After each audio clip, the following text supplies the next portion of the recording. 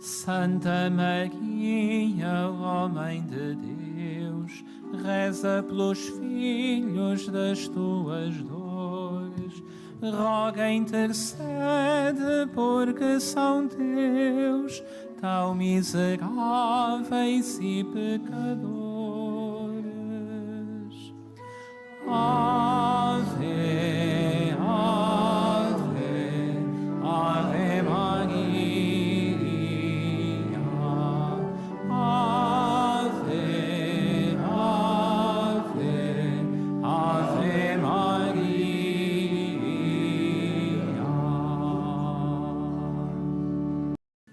O Senhor é conosco. Ele está no meio de nós.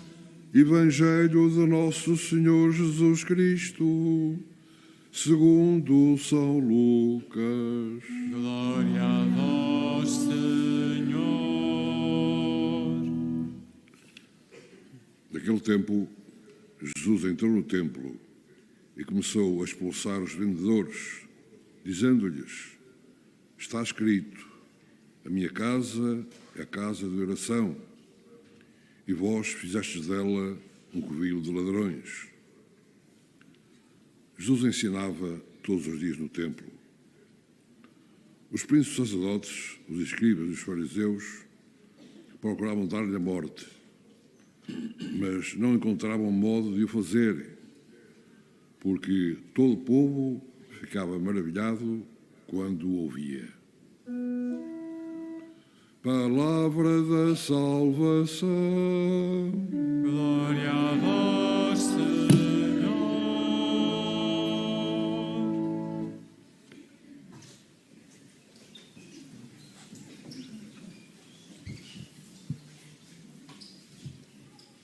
Caríssimos irmãos, celebrando hoje esta memória de Santa Cecília, queremos sempre recordar também tantos outros que deram a sua vida por causa da fé em Cristo Jesus.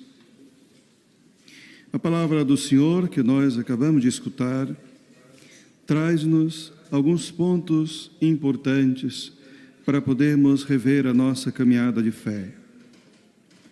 Nós ouvimos na primeira leitura que a visão de que João tem hoje, do Apocalipse, revela um encontro com o anjo, na escuta da voz do Senhor, que pede para receber do anjo o livro que está aberto entre o céu e a terra, mas que deveria comer esse livro, tomar e comer.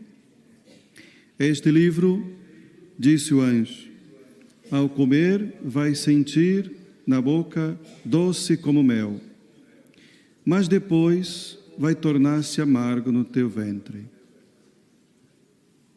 Depois ouvimos no Evangelho que Jesus chega ao templo e expulsa aqueles que fazem do templo um lugar de comércio.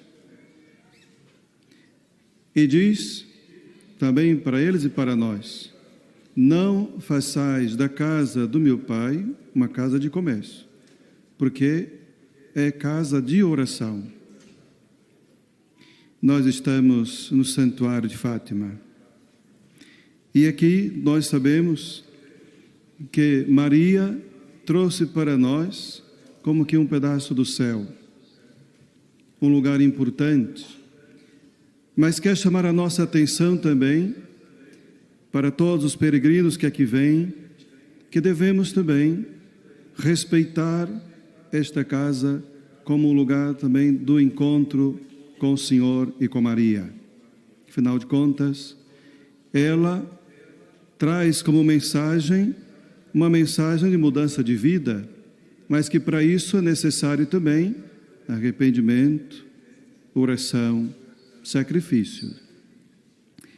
Não tem como crescer na fé e na vida se não tiver sacrifício.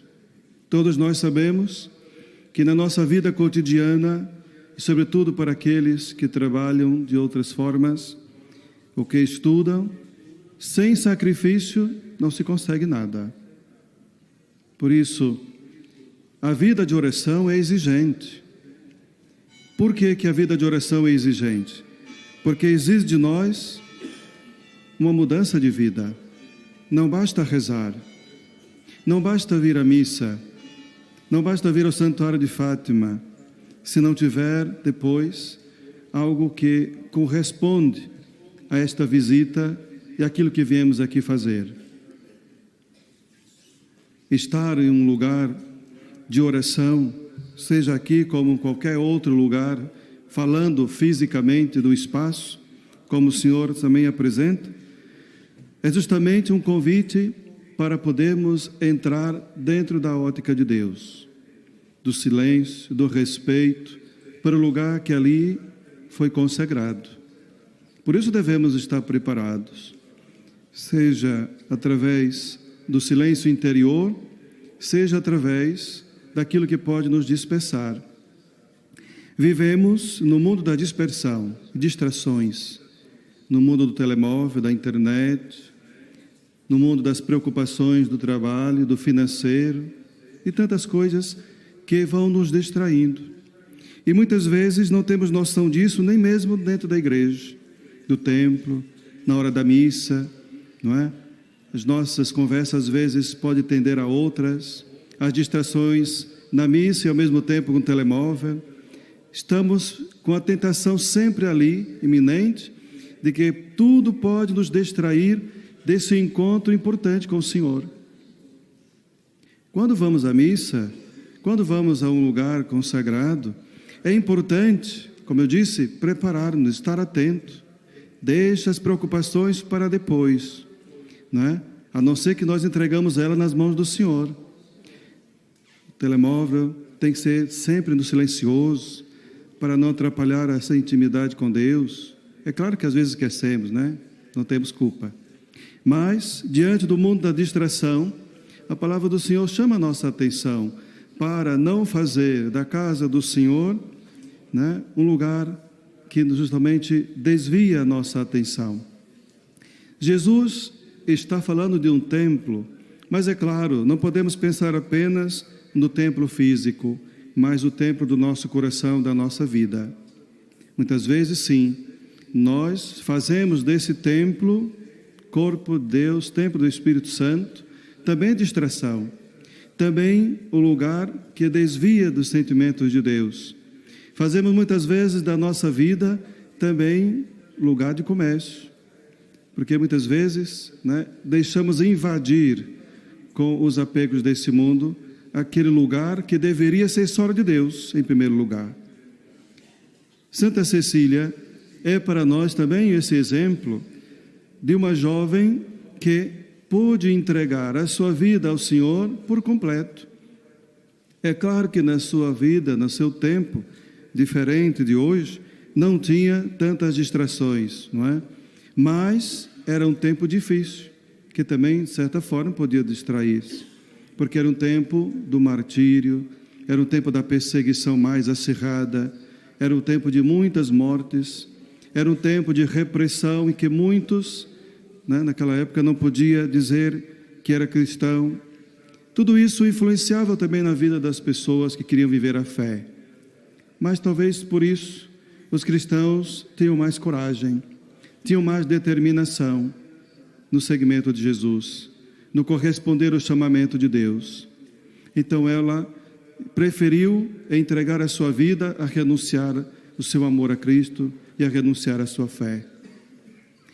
Louvava sempre a Deus, gostava com certeza, né, daquilo que eram os louvores, daquilo que podia cantar no seu coração e dar sempre graças a Deus por tudo.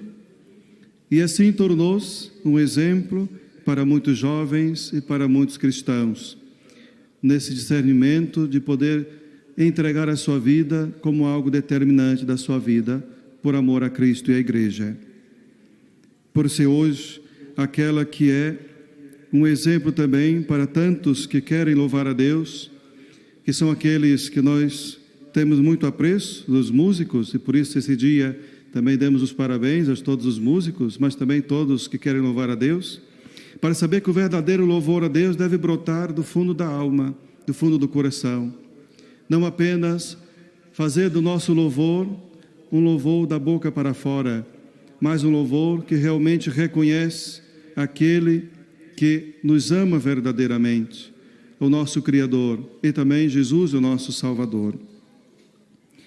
Se na primeira leitura escutamos que devemos, assim, olhar para esse convite que o anjo faz também a João e a nós, de podermos alimentarmos daquele livro, vamos dizer assim, a palavra do Senhor, ela, a princípio, pode sim ser agradável aos nossos ouvidos, algumas vezes, pode ser doce ao nosso paladar, mas também torna-se amarga à medida em que a nossa vida não está de acordo com esta palavra que nós nos alimentamos, que nós ouvimos.